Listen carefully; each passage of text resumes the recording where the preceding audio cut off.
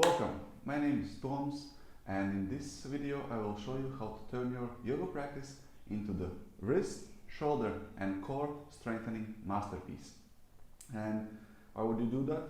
Well, if you love inversions as much as I do, that focusing daily on these areas of your body will make miracles. So let's get started, get onto the mat and start focusing on a practice. So the first thing before you start anything is setting intention. So just setting intention for any practice will make huge difference in results for you. And most of the practice start with sun salutations. Let's start with that. So as you do the sun salutations, you're inhaling, lift up, and as you exhale, you forward and relax. And as you go down, you can start circling your wrists, which will make your wrists a bit more flexible, a bit more warmed up. And as you inhale, you press your fists and wrists strongly into the ground, firmly. You can even try to lift up if you have enough strength. So these kind of small things will help you in your practice. So these are things you can focus. You can press your hands into the ground, activate your shoulders, put your lean slightly forward, lift your heels, maybe lift your toes for a split second if you feel comfortable. So these are the small things you can practice and play around once in a while with your practice. So inhalation halfway up, look forward, exhalation forward, bend, release. You can also release the tension from your wrists if there was too much, because you always want to keep your wrists healthy. So release tension whenever you can, whenever you have opportunity in your practice. And with inhalation, one more halfway up. And exhalation, lean forward, jump, float, or step back into the plank. Whenever in plank, this is another opportunity to strengthen your wrists, core and shoulders. You can stay here, or if you feel like challenge yourself, you can lean a bit more forward. And that will bring a bit more strength and a bit more flexibility towards your wrists. So whenever you do the chaturanga and this kind of exercise, or go in a plank, instead of having your regular way of executing, you can lean that much more forward, slightly forward, whenever you feel a bit more tension, and do it consciously. So this is where the most important part of the practice comes in, that you do it consciously and mindfully, remembering intention. So what can I do in this posture to make it more wrist, shoulder and core strengthening? I can lean a bit more forward, even if I'm not staying here.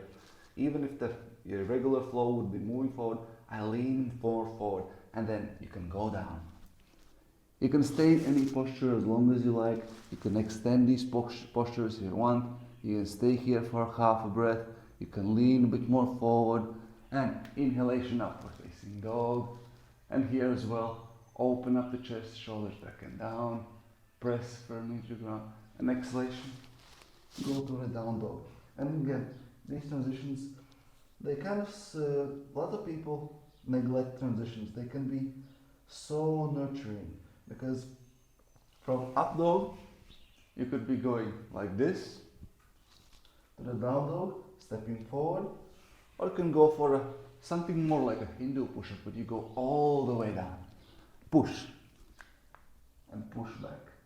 And this is amazing shoulder strengthening exercise. Imagine if you do that during your Ashtanga practice for each vinyasa, each sun salute, how fast you get strong. Just imagine. Or imagine if you do it every second time, or a couple of times. Here in down dog, there's a couple of things you could pay attention to. You could be focusing on shoulder flexibility. That means pushing your chest as much as you can towards your legs, towards your knees, pushing your arms firmly into the ground, and really feeling the stretch. Your butt goes back and up. Or you can try to straighten yourself out and really push those shoulders to the ground, arms to the ground, and stay here firmly, straight, relaxing your neck. Again, one is not better than the other. External rotation of your shoulders. Stay here firmly, looking to your belly. As I said, one is not better than the other. It's just one is better for something and other is better for something. Depending on where your focus is, you choose if you want more flexibility, more strength, stability. If you want to strengthen your shoulders, gain more flexibility in your shoulders. And from here, jump, step, float forward, your choice. Exhalation, forward bend, all the way down. And inhalation, stand up.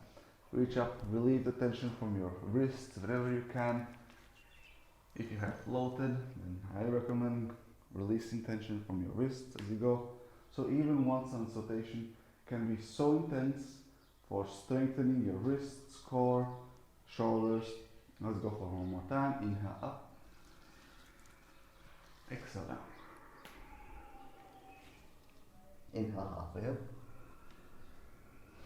Exhalation. Down. Inhale up. Exhale down. Again, you can stay really long time in down dog if you feel strong. If you don't feel strong, stay longer than you usually stay until you start feeling a bit tired. No pain, just tired. Even just staying in down dog is really nice for you. So enjoy the pose. And this is actually should be a relaxing pose. And it is. Once you get strong and flexible. That doesn't mean that you're staying here and doing nothing. You can still focus on engaging your shoulders, pushing your butt back and up, arms straight, arms and fingers pressing firmly to the ground.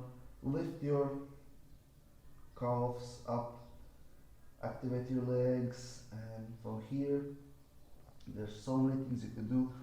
But one more interesting thing I like to do for strengthening my wrists is Vacasana. It's a nice pose to end up and just practice. Just stay here in Vacasana for a while, leaning forward, playing around with bent and more straight arms. Just stay here for a couple of breaths. And how I love to strengthen my core is between Vacasana and jump back, try to hang in Lolasana for a while. Hang in Lolasana, jump back, Chaturanga, inhale, upward facing dog, exhale, downward facing dog. So try to put a bit of Lolasana inside of your Vacasana routine. That will strengthen your core in a huge way. Let's jump forward into the seated position and do separate Lolasana. So if you're struggling with your jump throughs, jump backs, which is an amazing place where to strengthen your wrists, try Lolasana. First stage is you lift your knees off the ground. Second stage you lean forward. Third one, you lift your legs for a while. Depending how strong you are, depending how tired you are, all these things, the first one is usually a bit better. And then over time you might be able to hang there. Don't worry if you lift up like this.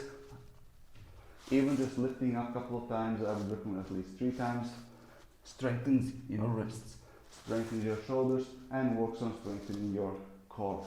And this exercise is a nice way how to gauge how good and strong you are. Because if you don't have enough strength in your shoulders, then you kind of feel like collapsing. If you don't have strong enough core, you're not able to lift your legs. So play around, this is an amazing exercise. And from here, let's go forward into the seated position. One of my favorites is L-sit, which is again amazing and really simple but exercise that everyone can do. And it's easy and accessible, and it's possible to put in any vinyasa. Before you do the jump back, you could just lift your butt off the ground, stay here. If you feel strong enough, lift your legs as well. Go one at a time, stay here. Always after the L-sit, make sure you release tension from your wrists and then go for a vinyasa. Let's say you lift your butt, lift your legs, slide through or float through, whatever's happening for you. Lower down, inhale up, exhale down, sit down towards seated. Try to float as much as you can. Something I learned just recently is trying to jump up almost into the tuck position, handstand, and then lowering yourself slowly. If you're that advanced, try to do that. However, the intention is there, just to kind of get there, up, and then just slowly lower yourself down. Strengthens the core really fast, really efficiently, and just a really fun way how to practice. Otherwise, you can just glide through regular way, and that's already working in your wrists.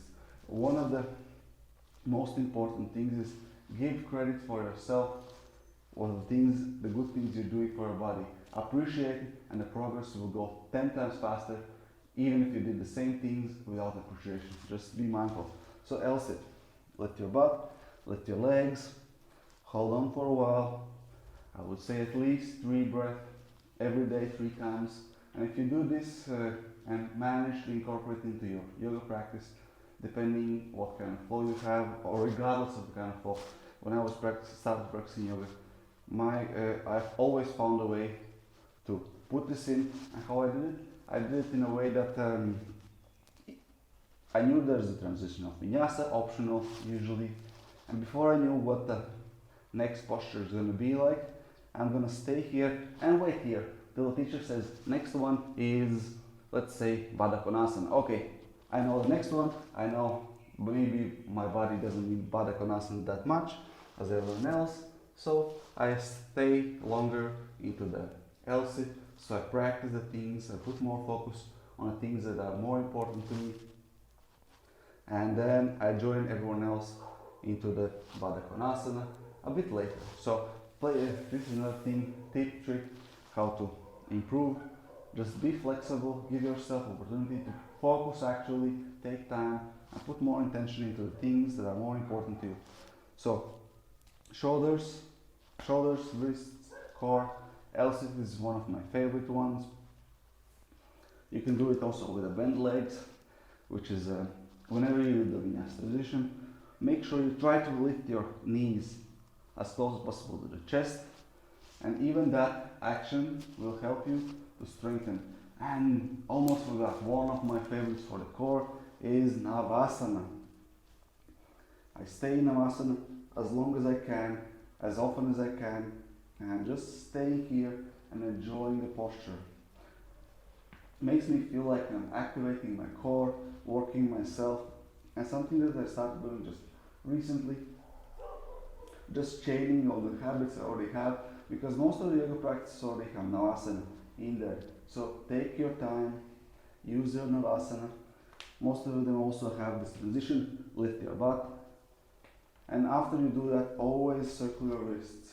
Make sure you add this small thing into the practice. Most yoga teachers don't specifically say that this thing can be done, should be done.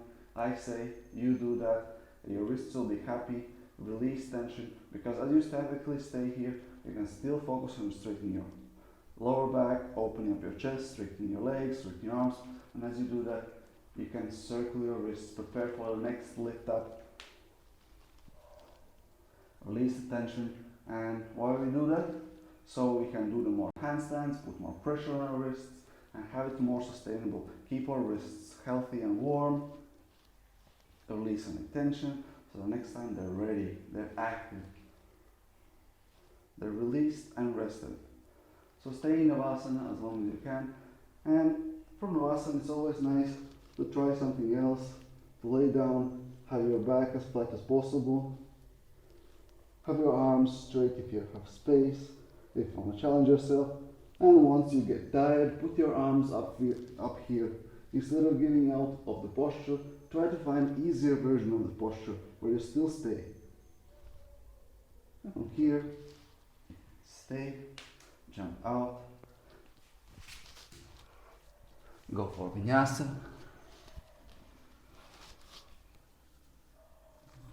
into the standing.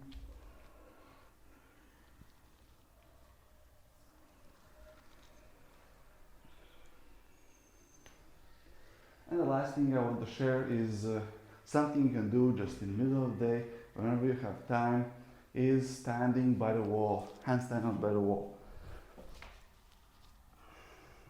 There are multiple things you could do here, but just standing up like here and just being with yourself is really helpful. You can try your back against the wall, try to go as close as possible, try to straighten your line. You can try twisting and turning, try to put your belly as close as possible, try to straighten it like this. And what I found really useful is actual walking, lifting one arm at a time. It's really nice for the wrists and can make you stay here a bit longer. So just releasing like this is really helpful, relieves the tension from the wrist is happy, so you can stay here for longer. And if you're really adventurous, I encourage you to do push-ups against the wall. Start with small dips like these, slightly bending your elbows, going slowly. And I also encourage put your yoga block or something down so you can measure how fast you go, and eventually you might be able to go all the way down, and if you have strength enough left, maybe even up. I'm a bit tired, so today I'm not gonna able to do it, and that's fine. And that's it. This is short mindset tips and tricks how to gain flexibility, strength of your wrists, shoulders and core throughout your regular yoga practice, and have fun. Smile, be present, because life is magical. See you on our next one.